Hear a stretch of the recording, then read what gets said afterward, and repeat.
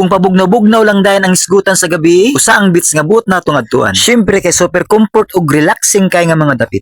Diri nga dapit grabe nga beauty ang migini. Astang ka nice ka perfect boy. Oy, nice ba yung mga food? Labi na giparisan pagit sa paborito kong bami diha. Na kung akong mukaon sa usa lang nimo kapag pamilok, wag tang lagi ni. Napay natural nga bugnaw nga presko nga juice diha sabay sa kabugnaw sa dapit nga akong gitindugan. So among mga bakanting mga oras katunay among enjoy diri. While kami nagpaabot sang food, ang katupad ko nagpa-cute diri. Unsa man bab? Cute di. Double.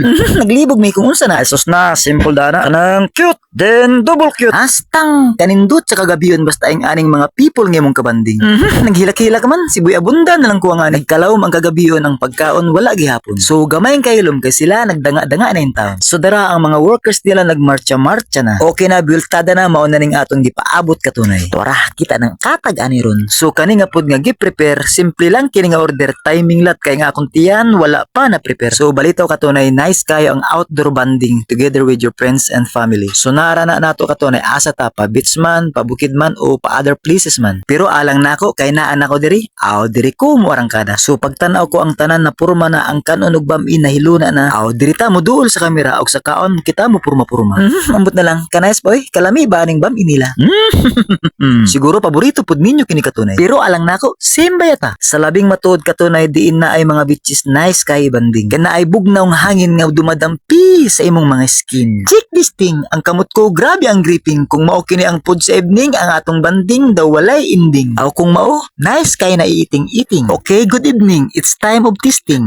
Nice ang lasa. So tanaw ang lare sa lamisa katunay, kato sila di namo sila kaila. Apan kining kutsara sa kamot ko akong kining ipauwarat sada. Grabe kalami bisag pila na kadikada ang iyang lasa walay maikakumpara.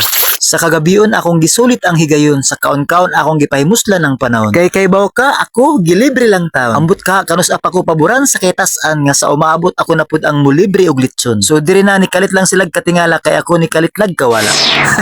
Grabe pa sila katawa. Pero ilang mga mata nako dili may mutang salig pangita. So agig binutbot na ibulong sila asa nako nahadlok na sila. Abi nila gidagit nako kalidya.